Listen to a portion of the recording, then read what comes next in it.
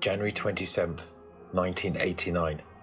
It was a pleasant sunny afternoon in the west of Japan in the sleepy state of Saga. 55-year-old Noriko Kuri and her husband had left work early and drove to their favorite countryside picnic spot in a remote forest at the foot of the mountain range, Kitagata Otega. Enjoying the afternoon sunlight, Noriko started to pick her favorite flowers and slowly moved deeper and deeper into the forest. However, she noticed there were clothes hanging from the trees, t-shirts, jeans, underwear, which concerned her as it was so out of place in such a remote area. You see, not many people knew about this secret spot, and anyway, why would they strip all their clothes off and throw them up into the trees? As she was joking to her husband that someone was going to get cold tonight, Noriko tripped over what she thought was a tree root. When she looked down, she dropped her flowers and silently screamed in terror. Noriko had stumbled over the corpse of a woman. This was the last time Noriko and her husband ever went to their favorite countryside picnic spot.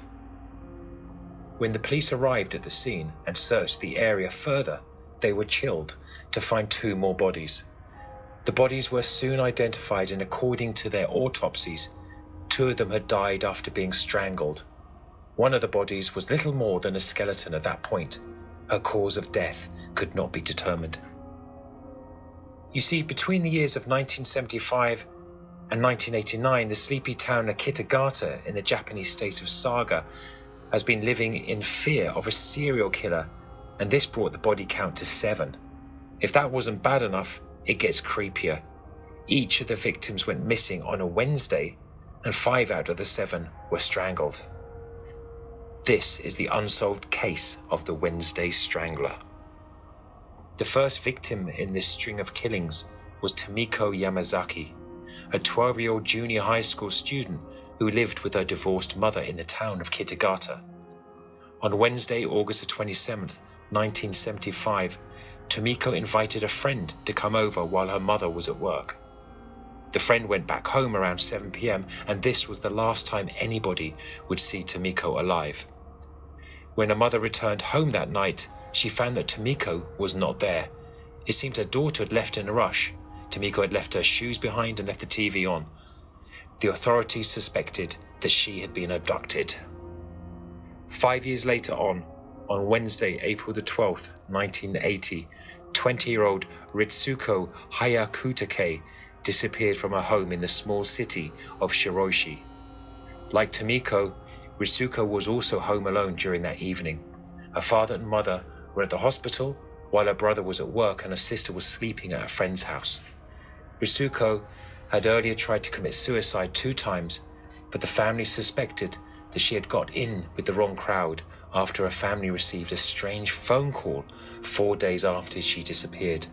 The caller, an unidentified man, told Ritsuko's father not to look for his daughter.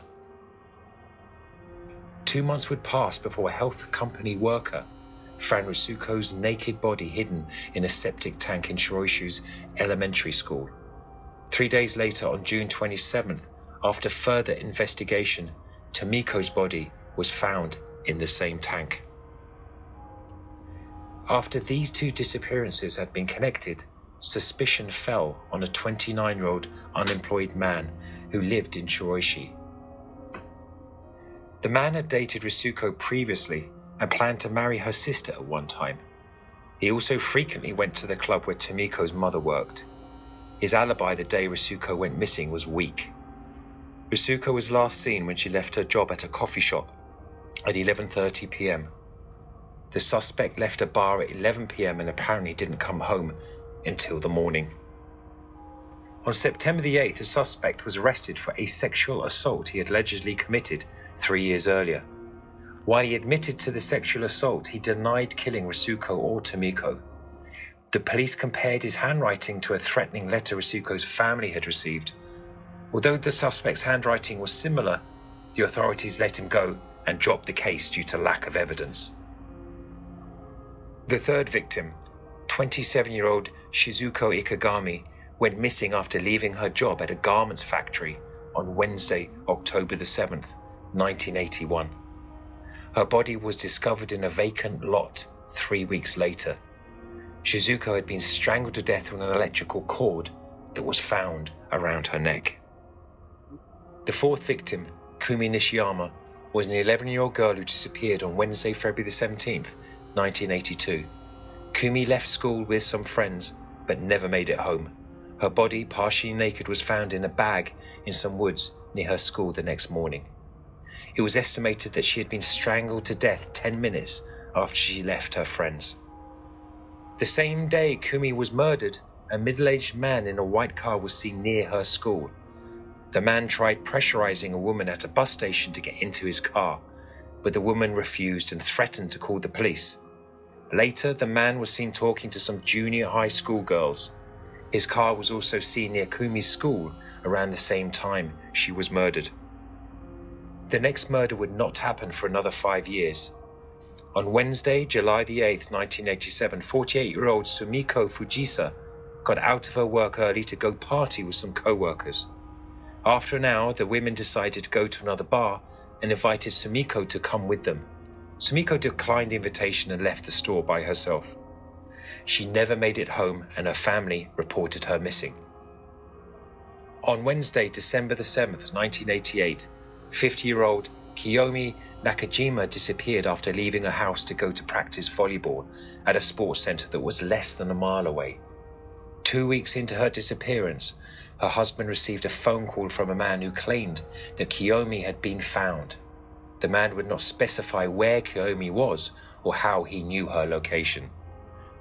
The final victim was 37-year-old Yoshino Tatsu, a separated mother who lived with her parents and son. On Wednesday, January the 25th, 1989, Yoshino talked to an unidentified person on the phone. After she finished her conversation and hung up, she told her mother that she was leaving to go pick up a friend.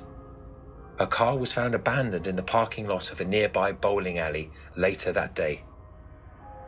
Not much happened in the investigations of these murders until June 2002, when a 39-year-old burglar named Teruhiko Matsue was arrested for the murders of Yoshino Tatsu.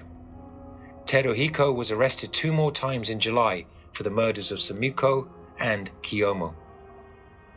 There was a DNA match between Matsuo and some saliva found on Yoshino's body. This piece of evidence was thrown out as insufficient. After a trial lasting more than 4 years, Matsuo was acquitted of 3 murders and compensated with 580 million yen for the damages he suffered. After the serial killer being at large for over 18 years, on February 2, 2007, Saga Criminal Affairs Bureau of the Ministry of Justice officially announced it would give up on any further investigations.